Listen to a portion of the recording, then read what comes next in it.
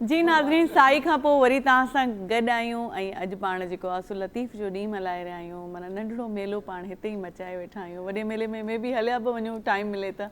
ऐं वञणु हाज़िरी भरण जी त बिल्कुलु असांजी दिलि आहे, छाकाणि असांजी मन जी जेके मुरादूं आहिनि हर सिंधी पंहिंजी क़ौम जो मञणु इहो आहे त जेकॾहिं असां उते वेंदासीं, ॻाल्हि इहा न हूंदी आहे, पंहिंजी दिलि जी ॻाल्हि करणी हूंदी आहे। मुरादूं मन्नतूं उहो मञींदो आहे जेको मथे वेठो आहे, पर असांजा अक़ीदा आहिनि त असां वञी करे पंहिंजे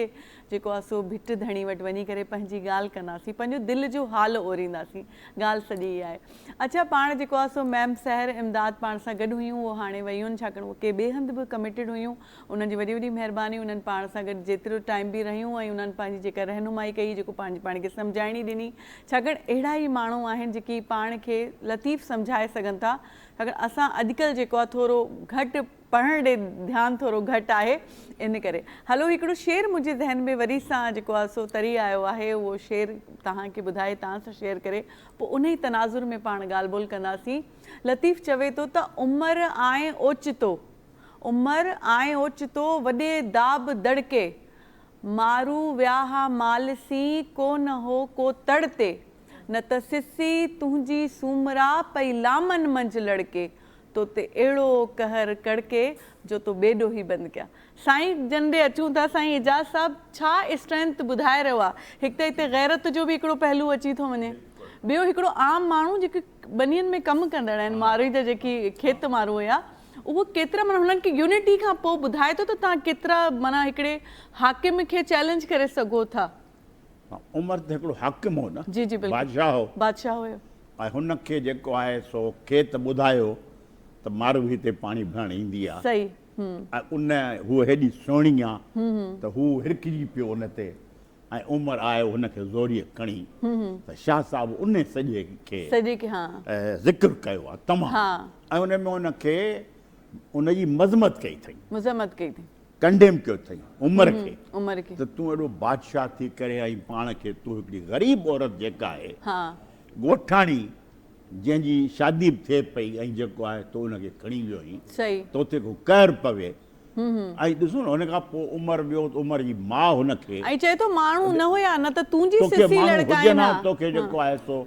हू अकेली ही, ऐं तो उन करे पंहिंजे बादशाही जो रोब ॼमाए, ऐं तो जेको आहे सो त उमर जी जेका माउ हुई, तंहिं बि उमर खे झलियो तो ई ग़लति कमु कयो आहे, सही, ऐं तोखे न करणु खपे। हा, ऐं हुनखे पंहिंजी धीउ करे राही जेका आख़िर में साबित थी त उमर जी भेण आहे। ॾिसो न, इहे सभु ॻाल्हियूं त इन नमूने शाह साहिबु हिकिड़ो तमामु बहितरीनु अंदाज़ सां इहो कयो आहे, कनेक्ट कयो अथई सॼे शहर खे। उमर मारी जो सुर आउं सम्झां थो हिकिड़ो बहितरीनु सुर आहे, ऐं मूं त इहे सभु शाह जा वेही पढ़िया आहिनि, पर हाणे ज़ाहिर आहे मां इकनॉमिक्स जो माण्हू आहियां छा, पर शाह खां सवाइ असांजी दिलि कोन ख़ुशि थींदी आहे, त पंहिंजे ॿारनि खे बि ईअं जेको आहे सो मूं वटि ॿुधायोमांव रिसाला। पर पोइ तव्हांजो सुर सामुंडी हूंदो फेवरेट, छाकाणि हुन में ॿुधाए थो न तिजारत कीअं हुई सिंध जी, सुर सामुंडी में जेको ॿुधाए थो शाह साहिब, त हुन दौर में जेके सिंध में जंहिं लेवल जी माना कमु थींदो, तिजारत थींदी हुई, बिल्कुलु। त इहो जेको आहे न तमामु, ॾिसो न, ईअं असां त पर हाणे बहरहाल जॾहिं बि असां सुर पढ़ूं था त असांखे जेको आहे सो मूंखे त शाह जे रिसाले मां जेको आहे सो मज़हबी हरू-भरू ॼाण, या ॼाण न, पर जेकॾहिं मज़हबी हिकिड़ो जुनून थींदो आहे, उहो नज़र कोन थो अचे शाह साहिब जे उन में जेको आहे सो इहे सभु ॻाल्हियूं आहिनि, पर उन में इबादत आहे, उहा भली तव्हां कयो,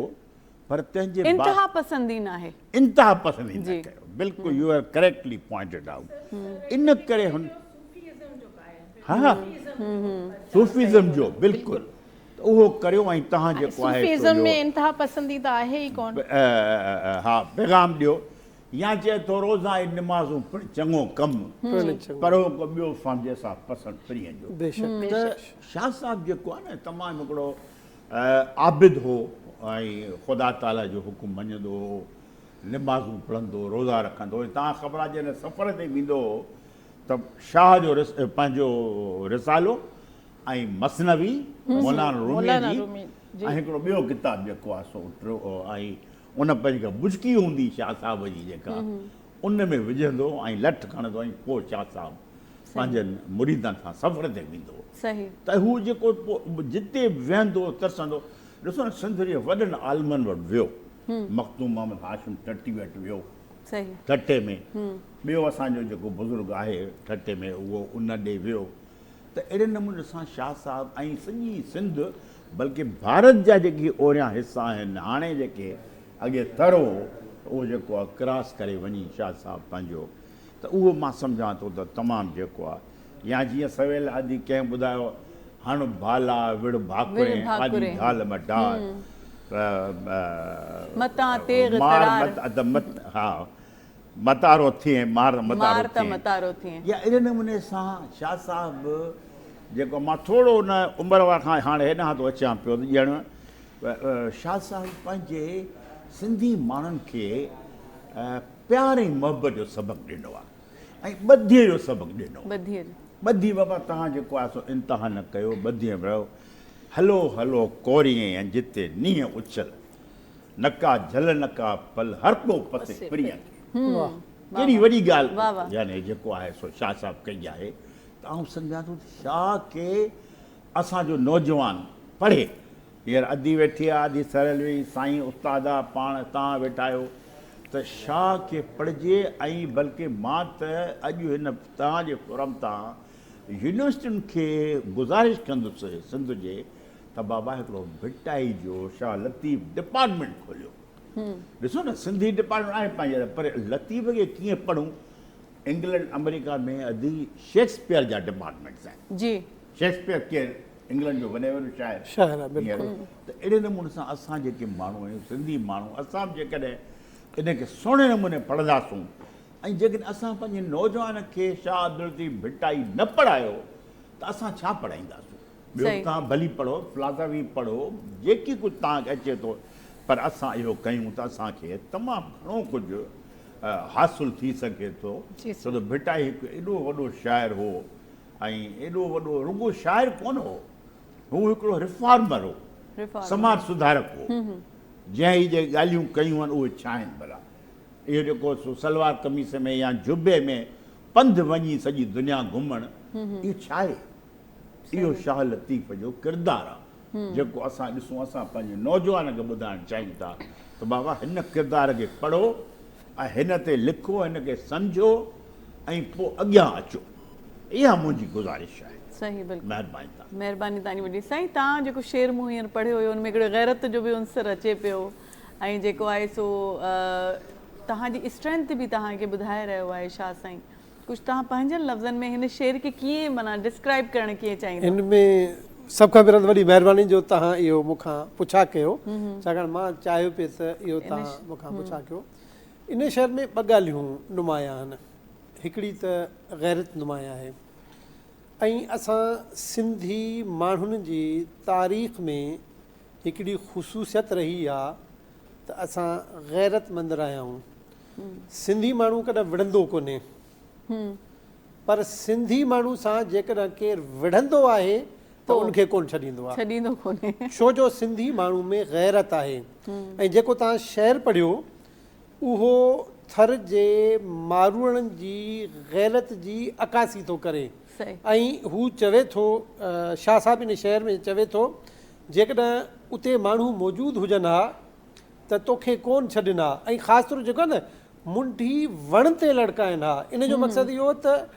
तव्हां हुननि जे नंग में हथु विधो आहे ऐं माण्हू कोन्हनि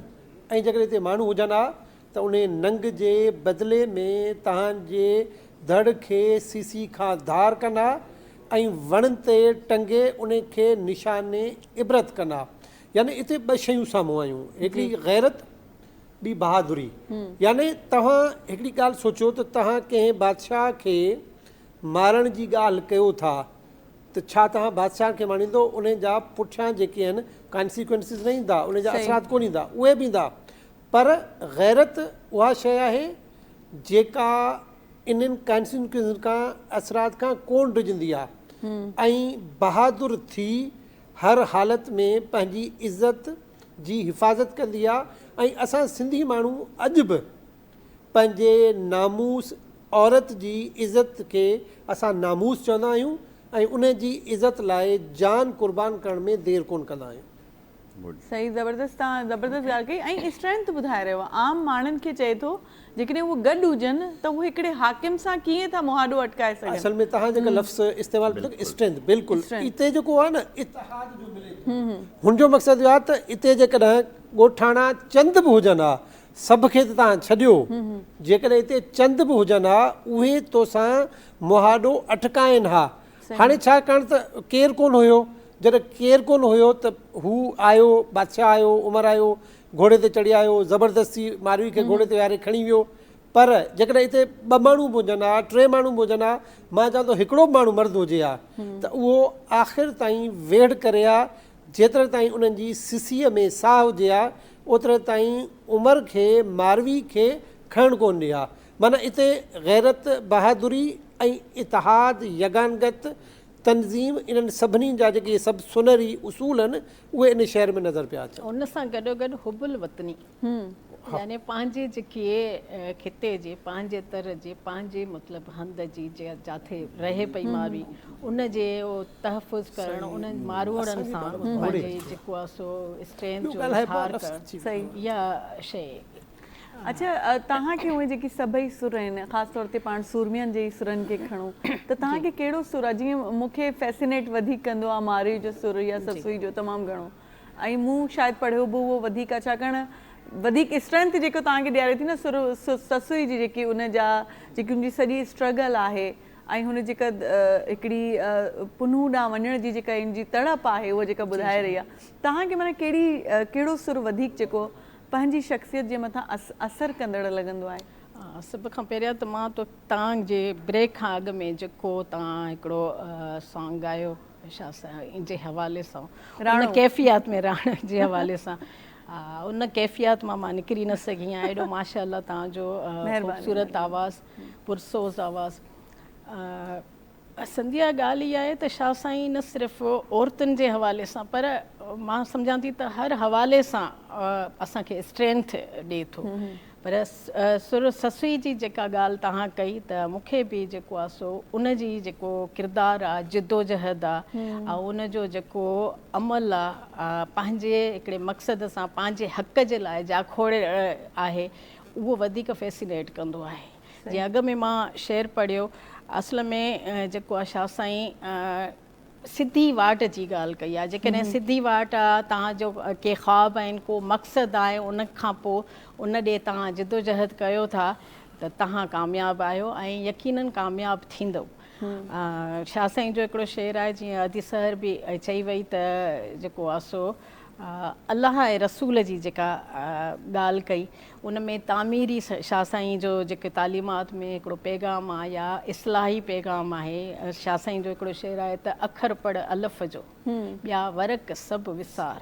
अखर पढ़ अलफ़ जो, ॿिया वरक सभु विसार, अंदरि तूं उजार, पना पढ़ंदे केतिरा। यानी कि तव्हां जेको बि ज़िंदगी में कयो था, जेकी बि जिदोजहद कयो था, पर जेकॾहिं अलाह साईं जे नाले खे तव्हां गॾु रखो था ऐं उन जी स्ट्रेंथ तव्हां सां गॾु आहे त तव्हांखे दुनिया जी का बि ॿी ताक़त लोॾे धोॾे न थी सघे ऐं तव्हां पंहिंजे मक़सद खे ज़हन में रखी करे ऐं तव्हां अॻिते वधंदा वञो, कामयाबी तव्हांजा कदम चुमंदी। त इहा शइ जेकी आहे शाह साईं स्ट्रेंथ ऐं औरतुनि खे जेको हिकिड़ो मतिलबु अॻिते वधाइण जो जेको हिकिड़ो ऐं उन्हनि जे हक़ खे, उन्हनि जे शऊर खे ज़हन में रखी करे जेका ॻाल्हि कई आहे ऐं उन्हनि जी पसंदि नापसंदि खे जेको अॻिते कयो आहे, उहो मूंखे नथो लॻे त ॿियो को अहिड़ो लेखक असांखे नज़र में अचे थो जंहिं एॾी वॾी माना हिकिड़ी औरतुनि जे हवाले सां हज़रत मोहम्मद मुस्तफ़ा सल्लल्लाहु अलैहि वसल्लम खां पोइ जेका ॻाल्हि कई हुजे त शाह साईं ई कई आहे। बिल्कुलु, हा सही। साईं तव्हां ॾे अचूं था, डायरी साहिबु, तव्हां जेको आहे सो शाह साईं जेको आहे हुज़ूर साईं जे हुस्न जमाल खे पंहिंजी शाइरी में कहिड़ी रीति बयानु कयो आहे ऐं उन ते तव्हांजो थोरो कम बि थियल आहे, उन हवाले सां त कुझु ॿुधाइजो। बुनियादी तौर ते शाह साहब, तव्हां जीअं सभु को चए थो सूफ़ी आहे, को शक कोन्हे, शाह साहब में सूफ़ी जो जेको उनसर हो उहो घणो मौजूदु हुयो। पर उन सां गॾोगॾु शाह साहब हिकिड़ो जेके थींदा आहिनि दीनदार मुस्लमान, दीनदार इंसान। शाह साहब हिकिड़ी पंहिंजी ज़िंदगी जा जेके आख़िरी साल हुया उन में मस्जिद जोड़ाई हुई ऐं उहा मस्जिद अॼु बि मौजूदु आहे। ऐं उन मस्जिद में जेका अहम हिकिड़ी ॻाल्हि हुई त शाह साहब कॾहिं बि इमामत कोन कई। हाणे छा आहे जो माण्हू मस्जिद जोड़ाईंदा ई उनजे करनि त जीअं हू अॻुवान थियनि, इमामत जो मतिलबु अॻुवानी करणु आहे। ऐं मां चयो त शाह साहब खे हुज़ूर अकरम सल्लल्लाहु अलैहि वसल्लम जी ज़ात मुबारक सां बे इंतिहा मुहबत अक़ीदत हुई। ऐं शाह साहब पंहिंजे हिन लफ़्ज़नि में हुज़ूर साईं जे हुस्न जमाल खे बयानु करण जी कोशिशि कई आहे। खणी नेण खुमार मां कयाऊं नाज़ नज़र, सूरज शाखूं झुकियूं कूमाणो कमर, सूरज शाखूं झुकियूं कूमाणो कमर, तारा कतियूं ताइद थिया देखींदे दिलबर, झको थियो जोहर जानिब जे जमाल सी। यानी हुज़ूर अकरम सल्लल्लाहु अलैहि वसल्लम जो हुस्न मुबारक एतिरो घणो आहे, वसी आहे, जो चंड हुजे, सूरज हुजे, कतियूं हुजनि, उहे सभई अचे माना सम्झो त ख़तमु थी थियूं वञनि। ऐं हुज़ूर साईं जो हुस्न जमाल जी जेका रोशनी आहे उहा रोशनी चंड जी रोशनी हुजे, सिज जी रोशनी हुजे, कतियुनि जी रोशनी हुजे, उन ते ग़ालिब आहे। माना इन मां ऐं ॾिसो न असां मां कंहिं बि जंहिंमें शाह साहब बि शामिलु आहे हुज़ूर अकरम सल्लल्लाहु अलैहि वसल्लम जन जो दीदार कोन कयो आहे। उहे ख़ुशनसीब हुआ साहबा कराम जिन हुज़ूर अकरम सल्लल्लाहु अलैहि वसल्लम जी सोबत इख़्तियार कई, हुज़ूर अकरम सल्लल्लाहु अलैहि वसल्लम जो दीदार फ़रमायो। मगर असां उहे उम्मती आहियूं जंहिंजे दिलि में हुज़ूर अकरम सल्लल्लाहु अलैहि वसल्लम जी मुहबत मौजूदु आहे। इन शहर मां शाह साहब जी जेका हुज़ूर अकरम सां मुहबत आहे हुज़ूर साईं सां, ऐं उन जे हुस्न जमाल जी जेका माना तारीफ़ आहे उहा इन शहर मां ज़ाहिर थिए थी। ऐं उन सां गॾोगॾु तव्हांजी इजाज़त हुजे त मां हिकिड़ी ॿी ॻाल्हि कंदुसि त ॾिसो न असां सभु इंसान आहियूं, गुनाहगार आहियूं। जॾहिं क़यामत जो ॾींहुं ईंदो त अलाह ताला जी हिकिड़ी सम्झो हिकिड़ी जॻह आहे जंहिं ते क़यामत बर्पा थींदी ऐं अलाह साईं इंसाफ़ फ़रमाईंदो। त असां सभिनी मुस्लमाननि जो इहो ईमान आहे त हज़रत मोहम्मद मुस्तफ़ा सल्लल्लाहु अलैहि वसल्लम जन असांजी शफ़ात फ़रमाईंदा, जंहिंजे लाइ शाह साहब तमामु बहितरीनु हिकिड़ो शेर चयो आहे जेको मां चाहींदुसि त हिते नाज़रीन खे बि ॿुधायां। वाली थी वॻ जो हुआ ई हलंदो, याने जेके असां हुज़ूर अकरम जा उम्मती आहियूं, हुज़ूर अकरम उन्हनि जो वाली मालिक थी अॻियां हलंदो। कोठे कौसर कंधे पाणी पियारींदो, ऐं असांखे हौज़े कौसर ते हुज़ूर अकरम सल्लल्लाहु अलैहि वसल्लम जन जी मार्फत कौसर जो आब पिणु नसीब थींदो। रहमतुल आलमीन खे आगाह थींदो। हुज़ूर अकरम सल्लल्लाहु अलैहि वसल्लम जन रहमतुल आलमीन आहिनि, ऐं उहो असांजे आॾो हलंदो। उते अब्दुल लतीफ़ खे हादी हथु जलींदो। याने शाह साहब इहा थो दुआ घुरे त ऐं इहा तवक़ो थो करे त जॾहिं क़यामत जो ॾींहुं ईंदो, जॾहिं असां हौज़े कौसर खां गुज़रंदासूं त हुज़ूर अकरम सल्लल्लाहु अलैहि वसल्लम असांजी रहनुमाई कंदा ऐं आॾो हूंदा ऐं मूंखे हथ खां पकिड़े उन कौसर जे आब जो जेका आहे न उहो नोश फ़रमाईंदा। त इन मां अंदाज़ो थिए थो त हुज़ूर अकरम सल्लल्लाहु अलैहि वसल्लम जन जी जेका ज़ात मुबारक आहे उन जी शफ़ात जेका आहे उन लाइ हज़रत शाह लतीफ़ भिटाई पाण केतिरा आता आहिनि। ऐं हिकिड़ो ॿियो तसलसल में हिकिड़ो मूंखे बिल्कुलु ॿुधायो। तूं हबीब तूं तबीब दर्द जी दवा जानब मुंहिंजे जीअ में आज़ार जानवा साहब ॾे शफ़ा मियां मरीज़नि। दुआईअ जेके शाह साईं जा बेत आहिनि उहे मां सम्झां थी त असां सभिनी इंसान ज़ात जे लाइ हिकिड़े कामिल माना रहबर जी हिकिड़ी शक्ल रखनि था। असांखे उन्हनि मां ज़रूरु तालीमात वठणु या जीअं दुआ घुरण जे हवाले सां शाह साईं जो हिकिड़ो मूंखे ॾाढो वणंदो आहे ऐं अक्सर मां मुख़्तलिफ़ पंहिंजे प्रोग्राम्स में चवंदी बि आहियां जे लीलाए न लही तव्हां पिणु लीलाइज। आस मन लाइज सॼण बाज़ारो घणो माना रब के कोठे कीअं थो तव्हांखे राग़िब कीअं थो करे केॾे सवले नमूने माना हिन में हिकिड़ो हूंदो न त कंहिं मालिक ॾे रब ॾे हिकिड़ो ॾुखिया लफ़्ज़ इस्तेमालु करे पर तव्हांखे ॾिठो सॼण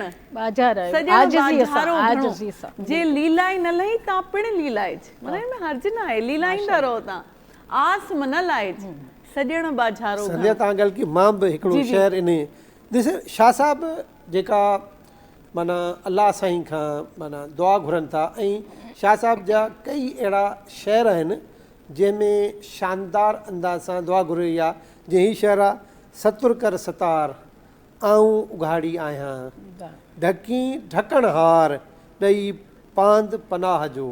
यानी ही तमामु वॾी दुआ आहे त शाह साहिब चवनि था त मां जेका आहे उहा गुनहगार आहियां मां ऐबदार आहियां तूं ही असांजी जो सतार आहीं ऐं असांखे ढक ऐं असांखे पंहिंजी पनाह में वठि ऐं अलाह जंहिंखे पनाह में वठे त उन खां वधीक महफ़ूज़ जेका जॻह आहे उहा कान्हे का त शाह साहिब जी जेका इहा शाइरी आहे हिकिड़ो शहर मां ज़रूरु इजाज़त तव्हांजे सां पढ़णु चाहींदुसि छो जो असां मुस्लमान आहियूं ऐं असांजो हिकिड़ो ईमान बि आहे त असां जेके बि सवाइ शिरक जे असां जेके बि गुनाह कया आहिनि उन्हनि जी सज़ा मिली सघे थी उमेद आहे अलाह साईं हुज़ूर क़सम जी उमत जे करे शफ़ात नसीब थींदी पर पोइ बि जॾहिं असां गुनाहगारनि खे शाह साहिब फरमाए थो इन शहर में त कीअं हुज़ूर साईं पंहिंजी शफ़ात फरमाईंदा तंबू आणे तार में आसिन वटि अॾींदो दाता दोज़गिन खे लींघो लहराईंदो यानी हुज़ूर क़सम मौजूदु हूंदा असां गुनाहगार आहियूं ख़ताकार आहियूं असांखे दोज़ख लाइ सॾींदा पर हुज़ूर क़सम असांजी शफ़ात फरमाईंदा ऐं असांखे दोज़ख खां बचाईंदा ऐं असांखे जन्नत में जाइ वसाए ॾींदा ज़बरदस्त तमामु सुठी तव्हां ॻाल्हि कई साईं तव्हां ॾे अचूं था बीहर एजाज़ साहिबु ॻाल्हि इहा तव्हां चयो तव्हां इकनॉमिक्स जा माण्हू आहियो हाणे इकनॉमिक्स जा माण्हू आहियो ॻाल्हि उन ई दौर जी तिजारत ते पाण हलूं था जिते शाह साहिबु सुर सामुंडी लिखियो जंहिं दौर में सिंध में माना असांखे चयो वेंदो आहे त असां वटि रुगो एग्रीकल्चर लैंड असां आहियूं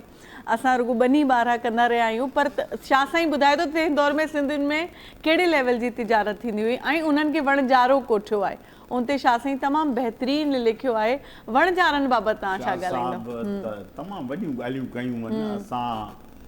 पढ़ियो घटि आहे सुर सामुंडी तव्हां ॻाल्हि कई सवेल उनखे सॼो उथलाइजे थो त तव्हांखे हर शइ ऐं जे शाह साहिब जे दौर में वञूं था त वरी उन दौर में जेके तारीख़ ते किताब लिखियल आहिनि उहे जे तव्हां पढ़ंदो उन में तव्हांखे तमामु घणो मूं 5-7 किताब लिखिया आहिनि सिंध जे इकनॉमिक्स ते तारीख़ ते उन में मूं इहो तफ़सीली ज़िक्र बि कयो आहे चङे नमूने त पंहिंजो पोइ कीअं शाह साहिबु सफ़र कंदो हो ऐं पोइ कीअं शाह साहिबु उहे जेके सामुंडी ॿेड़ा ईंदा हुआ उन्हनि जे ज़रिए सामान वेंदो हो ऐं सॼी दुनिया में ईंदो उनखे शाह साहिबु अहिड़े त सुहिणे अंदाज़ सां पेश कयो आहे ऐं जंहिंजी का ॻाल्हि मां ख़ुदि जॾहिं मूं लिखणु शुरू कयो त मां ख़ुदि हैरान थियुसि त हीउ माण्हू असां छा उहो शाह साहिबु हिकिड़ो शाइरु आहे सूफ़ी शाइरु आहे ईअं ॻाल्हि कंदा पर शाह हिकिड़ो वॾो आलिम इंतिहाई आलिम तव्हां उनखे इक़्तिसाद जो माहिर चओ समाजात जो माहिर चओ सियासत जो माहिर चओ शाइर चओ शाह साहिब खे तव्हां हर इन ॻाल्हि सां इहो चई सघो था एट्रीब्यूट छा चवंदा आहियूं असां सिंधीअ में माना जेके हुनजूं ख़ुशूसियतूं आहिनि त हुन कीअं जेको आहे सिंध खे ॾिठो सिंधी माण्हू खे ॾिठो रिसालो पढ़ंदव तव्हां जेकॾहिं दोस्तनि खे गुज़ारिश कनि त डॉक्टर गुरबख्शानी वारो रिसालो साईं तमामु बहितरीनु त उहो पढ़ो 3 वॉल्यूम्स ते उहो जुल्द आहे ऐं चौथों हुनजो गुम थी वियो आहे उहो जेको सो उन में जेके वज़ाहतूं आहिनि त उहे शाह साहिबु छा छा कयो ऐं सम्झां थो त हाणे मां त लिखी नथो सघां मुंहिंजी दिलि त चवंदी आहे त इहो उन ते लिखिजे ऐं शाह ते लिखिजे ऐं शाह ते घणो कुझु लिखिजे त त शाह साहिबु वणज वापार ते तमामु घणो लिखियो आहे, चयो आहे, जी उनखे ॻायो अथई ऐं उते जेके माण्हू विया आहिनि उन्हनि सां ॻाल्हियूं कयूं अथई ऐं पाण जेको सफ़र कयो अथई हलियो आहे उन सफ़र में बि शाह साहिबु पंहिंजो सिंध जूं हालतूं, सिंध जूं इक़्तिसादी हालतूं, इक़्तिसाद तमामु वॾी शइ आहे, उन जे ज़रिए जेको आहे सो तव्हां दुनिया ऐं मुल्कनि खे सुधारे सघो था, वापारु करे सघो था, पैसा कमाए सघो था। त शाह साहिब जी जेका सॼी सिंध ते नज़र पर सॼी दुनिया ते ऐं सॼे हिंदुस्तान ते ऐं यूरोप जेका नज़र आहे उहा शाह जे रिसाले में नज़र अचे थी। जे तव्हां पढ़ंदव त उन में जेका शाइरी आहे उहा तमामु बहितरीनु आहे। हींअर मिसाल मूं डॉक्टर गुरबख्शाणी जो मिसाल ॾिनो, या सोरले जो रिसालो साईं अथव अंग्रेजीअ में, उन में तव्हां पढ़ो, या ॿियूं अहिड़ियूं केतिरियूं शयूं असांखे मिलंदियूं। हींअर मूं शेकिल जो शेकिल उते यूनिवर्सिटी ऑफ लंडन में आहे प्रोफेसर, त अहिड़े नमूने सां असां माण्हू कमु करे सघूं। या एल्सा काज़ी ॻाल्हि करे वई अदी सैर, या अलामा काज़ी ख़ुदि भिटाई जो ॼाणू,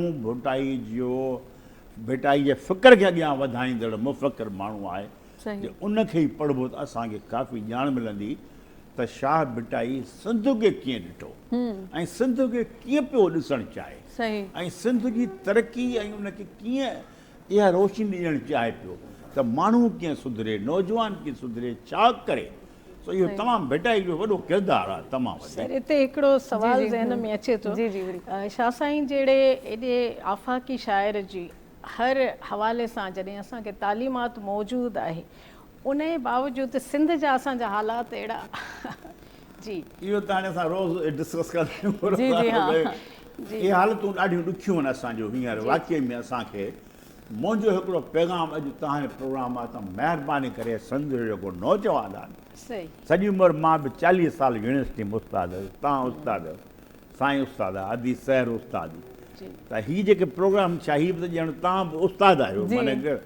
त असां चऊं था त इहो सिंध जो नौजवान कुझु सिखे, पढ़े ऐं जेको आहे बाबा तारीख़ पढ़े, इक़्तिसादियात पढ़े। हाणे तव्हांखे हैरानी थींदी, मां 8-9 ॾींहं जो अथव बुक शॉप साईं अदी हिन में डालमेन मॉल आहे न, हुन में लिबर्टी बुक्स अथव,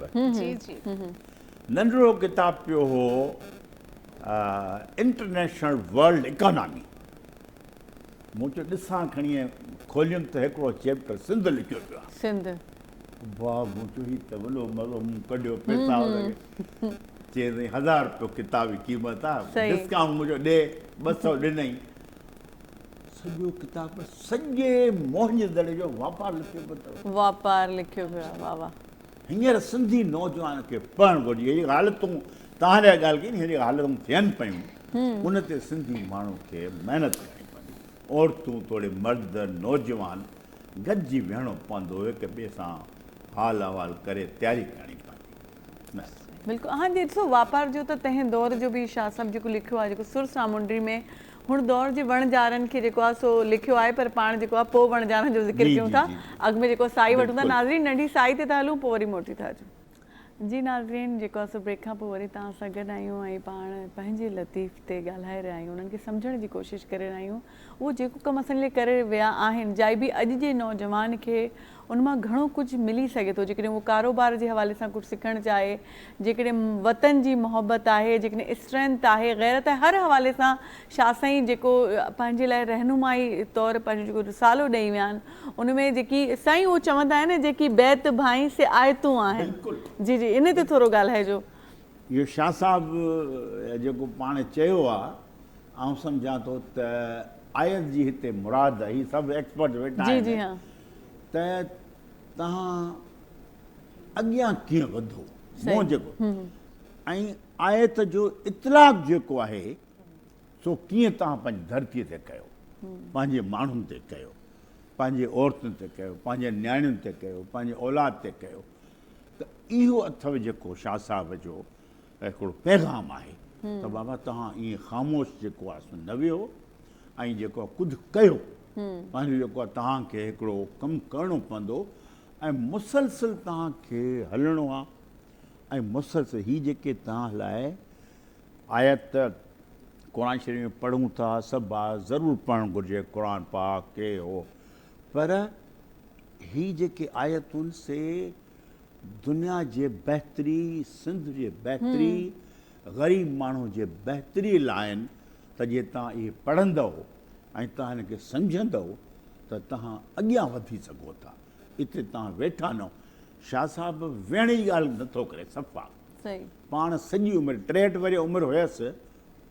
सॼी उमिरि हलियो। अच्छा, जंहिं दौर में शाह साहब हुयो उन्हनि शाइरी कई, उन्हनि जे मथां कहिड़नि ॿियनि शाइरनि जा असर हुया हुन दौर जा वॾा वॾा, जीअं तव्हां असां चओ था फारसी जा शाइर? जी जी रूमी, सैयद जलालुद्दीन रूमी, साईं तव्हांखे सॼी ख़बर हूंदी, जी, या मोहम्मद हाशिम ठटवी, ऐं ॿियो बि साईं ठटे जो हिकिड़ो असांजो शाइर, उहो मां नालो मूंखां निकिरियो, मां पढ़ियो त शाह साहिबु ॾाढो ठटे वेंदा हुया। ऐं जॾहिं उनजो इंतकाल थी वियो न त शाह साहिबु चयो त हाणे मुंहिंजो ठटे जो सफ़र ख़तमु थियो। नालो मूंखां ज़हन मां निकिरी वियो आहे। ऐं चई त मां इन ई बुज़ुर्ग जे करे ठटे ईंदो हुयुसि, हाणे जॾहिं जो इंतकाल थियो आहे त मुंहिंजो ठटे अचणु कोन थींदो। ऐं वाक़ई थियो बि ईअं त उन खां पोइ शाह साहिबु जेतिरा अरसो हयात हुया उहे ठटे वरी कोन विया। तव्हांजी इजाज़त हुजे जेको तव्हां साईं खां सवाल कयो आयतुनि जे हवाले सां, त मां इन ते थोरी हिकिड़ी सिंधी में चवंदा टेका टिप्पणी करणु, उन जी इजाज़त हुजे। जी जी, ॻाल्हि इहा आहे त शाह साहिब जी जेका शाइरी आहे उन में असांखे क़ुर पाक जो अक्स नज़र थो अचे। यानी शाह साहिबु जेको रूहानियत जो हामिल शख़्स आहे या शाइर आहे, त जॾहिं हुन शाइरी कई यकीनी तौर ते उन खां अॻु में क़ुर पाक पढ़ियो, क़ुर पाक जो खे सम्झियो, त पोइ जॾहिं उन क़ुर पाक जो असरु शाह साहिब जी दिलि ते थियो त उन खां पोइ शाह साहिबु जेका शाइरी कई त उहा हिकु तरह सां क़ुर पाक जी तफ़सीर खे पंहिंजे ख़्यालनि में बयानु करण जी कोशिशि हुई। ऐं उन जे करे ई शाह साहिबु इहो शेर बि चयो त जेके तव्हां असुल में शेर सम्झो था इहे शेर न आहिनि, इहे आयतूं आहिनि। इहे आयतूं छो आहिनि? इहे आयतूं उन जे करे आहिनि त जेके आयतूं हुज़ूर जेके शाह साहिब ते ज़हन ते दिलि ते असरु छॾियो त ऐं जेका शाइरी आहे उहा दिलि मां निकिरंदी आहे। मां चवां थो शाइरी दिमाग़ मां न निकिरंदी आहे, ज़हन मां कोन निकिरंदी आहे, शाइरी जज़्बात मां निकिरंदी आहे, जज़्बात जो तालुक़ु दिलि सां हूंदो आहे। त जॾहिं उन क़ुर पाक जो साईं ते असरु थियो त उन खे पाण शेर जी सूरत में बयानु कयूं, उन करे शाह साहिबु इहो शेर फ़रमायो। ऐं जॾहिं असां शाह साहिब जी शाइरी जो ऊंधो मुतालो कयूं था त असांखे इहा हक़ीक़त बि नज़र अचे थी। हाणे मूंखां हिकु ॿियो किताबु आहे, उनजो नालो विसरी आहे, उन किताब जो नालो आहे शाबलती भिटाई ऐं इस्लामी क़दुरु, उनजो लेखक जो नालो मूंखां निकिरी वियो आहे। ऐं उन बाक़ाइदा हवाला ॾिना आहिनि त शाह साहिब जो कहिड़ो शेर आहे, उहो कहिड़ी आयत जी रोशनी में उहो शेर शाह साहिब जे दिलि में आयो आहे। त इन में को शक कोन्हे। हिकिड़ी ॿी मां ॻाल्हि चवंदुमि, जीअं साईं फरमायो त शाह साहिब खे पढ़ायो वञे, चेयर क़ाइमु थिए। मां साईं खे शायदि ख़बर बि हूंदी, मतिलबु इंसान आहे ज़हन मां निकिरी वियो हुजे, कराची यूनिवर्सिटी में शाबलती भिटाई चेयर अॻु में मौजूदु आहे। मुंहिंजी हिते हिकिड़ी ॿी तजवीज़ आहे, 9 क्लास में ख़ासि तौर ते शाइरी जो पोर्शन आहे। उन पोर्शन खे शाह साहिब जी शाइरी घणी रखी वञे, ख़ाली शाइरी न रखी वञे। असुल मसइलो शाइरी जो न आहे, असुल मसइलो शाइरी जी सम्झाणी जो आहे। उन जी सम्झाणी हुजे त उहा जॾहिं शागिर्द उन सतह ते पढ़ंदा त उहा उन जी दिलियुनि ते असरु छॾींदी। ऐं 9 ॾहों क्लास उहो हूंदो आहे जंहिंमें शागिर्द जवानी ते चढ़ंदो आहे, इंसानु पंहिंजी जवानी ते चढ़ंदो आहे। ऐं उन वक़्त में जेके जज़्बा मुतासिर थींदा आहिनि उहे ज़िंदगी में देरि ताईं साथ ॾियनि। उनखे चवंदा आहिनि पहिरीं मोहबत इंसान खां कोन छॾंदी आहे। उहो उन जे करे त इंसान जी जेका जवानी जॾहिं चढ़ंदो आहे हुनखे कंहिंसां न कंहिंसां मोहबत थींदी आहे, त उहा मोहबत हुनजे मरण ताईं उनखे यादि रहंदी आहे। त बिल्कुलु उहो दौरु आहे जंहिंखे इस्तेमालु कजे। ऐं उन सां गॾोगॾु ॾिसो MA सिंधी थिए थी, उहा प्राइवेट थिए थी, रेगुलर थिए थी। उन में हर MA जो शागिर्द थीसिस लिखंदो आहे, सही जंहिंखे असां रिसर्च थीसिस चवंदा आहियूं, सिंधी में उर्दू में मकालो बि चइजे थो, त उन्हनि मकालनि खे खानापुरी लाइ इस्तेमालु न कयो वञे, उन मकालनि खे इन नमूने इस्तेमालु कयो वञे जो शाइरी शाह साहिब जी जेका फ़िक्र आहे उन फ़िक्र जा जेके मुख़्तलिफ़ पहलू आहिनि कंहिं हिकिड़े पहलू ते थीसिस लिखियो वञे। असां वटि छा थो थिए आमतौर ते जेके बि BEd जा थीसिस या जेके बि थीसिस थियनि था त आमतौर ते शागिर्द खानापुरी करे थो त बाबा थीसिस पूरो करिणो आहे। खानापुरी न हुजे, हिकिड़ो फ़िक्र हुजे, हिकिड़ो पहलू हुजे, उन पहलू खे गहराई सां लिखियो वञे त जीअं उहो पहलू निर्वार थिए। जॾहिं उहो पहलू निर्वार थींदो त उन सां जेको पढ़ंदड़ आहे, ख़ासि तौर ते जेको थीसिस पाण खे रिसर्च करे थो, उन सां गॾोगॾु उन थीसिस मां जेको अॻिते केरु फ़ाइदो वठंदो त उन खे शाह साहिब जे कारनामनि, शाह साहिब जे फ़िक्र जी गहराई जो सही अंदाज़ो थींदो। सही, तव्हां बिल्कुलु सुहिणे नमूने सम्झाईंदी। अच्छा, तव्हां ॾे अचूं था पंहिंजो सहर त जेका ॻाल्हि इन्हनि कई त हा सॉरी सीमा, जेका ॻाल्हि इन्हनि कई त असांजे नौजवान खे असां जीअं 9 क्लास में तव्हां ॾिठो आहे ॾाढा बेसिक, तव्हां बि पढ़ाईंदियूं आहियो, ॾाढा बेसिक शेर आहिनि जेको असुलु कमु थियल आहे शाह साहिब जो, उहो माना नसर में एॾो जेको ॿारनि खे जेको पढ़ायो थो वञे, निसाब में सॉरी नसर चई वियमि, निसाब में एॾो पढ़ायो नथो वञे, कुझु बेसिक कुझु बैत आहिनि जेकी पढ़ाया था वञनि त सॼी ज़िंदगी ॿार रिसर्च करण ई नथो चाहे, सोचे ई नथो शाह साहिब कमु केॾो कयो आहे, एफर्ट करे उहो पढ़नि नथा। हाणे हिकिड़ो असां वटि हाणे जदीद दुनिया अची वई आहे, कंप्यूटर जी दुनिया आहे, एनिमेटेड शयूं ठहंदियूं आहिनि ऐं असांजा ॿार सॼो ॾींहुं साईं एनिमेटेड शयूं ॾिसनि था ॿाहिरीं दुनिया जूं, जंहिंमें भारत जूं बि इलाही शयूं आहिनि, उन्हनि जा मैथोलॉजीज़ ॾिसी रहिया आहिनि, त छो न असां वटि इहो कमु थियणु घुरिजे त शाह जा बैत एनिमेटेड तरीक़े सां माना उहे कैरेक्टर्स ॻाल्हाइनि ऐं उहो ॿारनि जी दिलचस्पी बि उन में वधंदी। इहो मुंहिंजे तरफ़ां हिकिड़ी ॻाल्हि आहे। तव्हां सभु सीनियर्स आहियो, हिन हवाले सां छा चवंदा? जी बिल्कुलु, तव्हां सही चयो, कंप्यूटर जो दौरु आहे ऐं असांखे शाह साईं जे हवाले सां थोरो अपग्रेड थी करे सोचणु बि घुरिजे, रिसर्च जी मेथडोलॉजी खे बि पंहिंजे नए तरीक़ेकार सां चेंज करण जी ज़रूरत आहे। पर जीअं तव्हां चयो त इन हवाले सां ज़ाहिर आहे मुतलिका इदारा वधीक बहितर अंदाज़ में सोचे सघनि था। असां त उस्ताद माण्हू आहियूं, असां त शाह साईं जे फ़िक्र खे, शेरनि खे जो प्रचार कंदासीं। शाह साईं जो जीअं शेर आहे त रोज़ो नमाज़ूं इहो पिणु चङो कमु, उहो को ॿियो फ़हम जंहिंसां पसिजे पिरीअ खे। त असां इहो ई चवंदासीं त असांजो इहो ई पैगाम आहे त रोज़ो नमाज़ूं तव्हांजो ख़ुदा सां पंहिंजी कमिटमेंट आहे, ठीकु आहे न, पर जेकॾहिं माण्हुनि में आसानियूं विराइण जे हवाले सां जीअं शाह साहिबु चई वियो आहे त उन हवाले सां इंसान दोस्तीअ जे हवाले सां, इंसानियत जे हवाले सां जेकॾहिं तव्हां पंहिंजे अमल जो प्रचार कयो था त इहो तव्हांखे जेको आहे सो अॻिते बि कमु ईंदो ऐं तव्हांजे ख़ुदा जे हवाले सां बि तव्हांखे जे मतिलबु मुस्तक़बिल जे लाइ या क़यामत जे हवाले सां तव्हांखे बहितरी आणींदो। त इहा शइ जेकी आहे असांखे सोचणु घुरिजे। शाह साईं मां सम्झां थी त स्पेशली मां औरतुनि जे हवाले सां ॻाल्हि कंदमि। अॻ में बि तव्हां चयो ससुईअ जी जीअं ॻाल्हि कई, जिदोजहद जी ॻाल्हि कई, सुहिणीअ जी बग़ावत जी ॻाल्हि थी वई, ठीकु आहे न,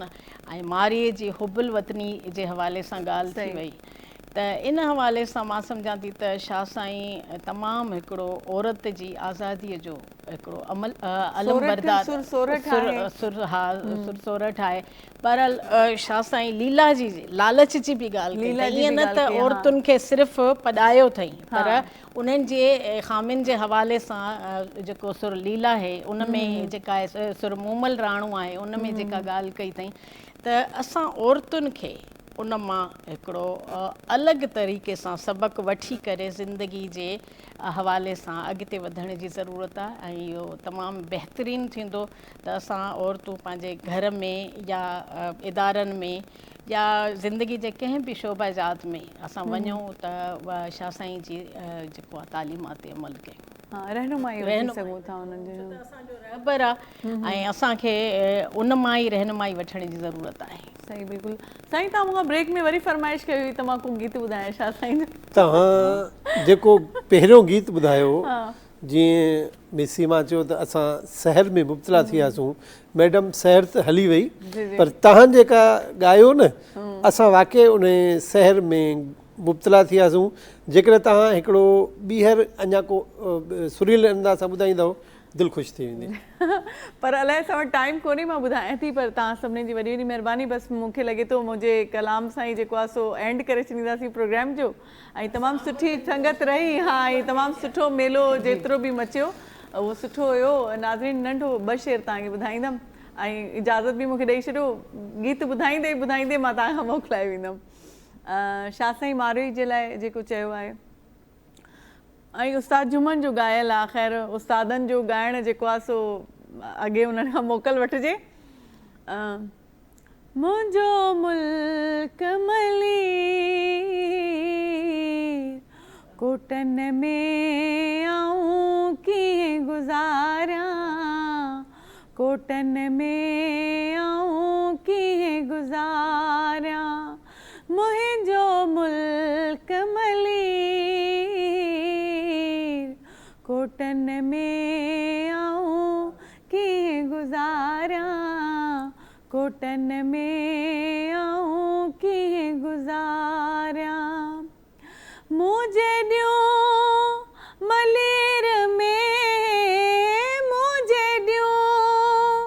मलीर में म्यां खिलियो पियन खीर, कोटन में आऊं कीअं गुज़ारियां, कोटन में आऊं कीअं गुज़ारियां, मुंहिंजो मुल्क मलीर, कोटन में आऊं कीअं गुज़ारियां, कोटन में आऊं कीअं गुज़ारियां, कढ बंदिया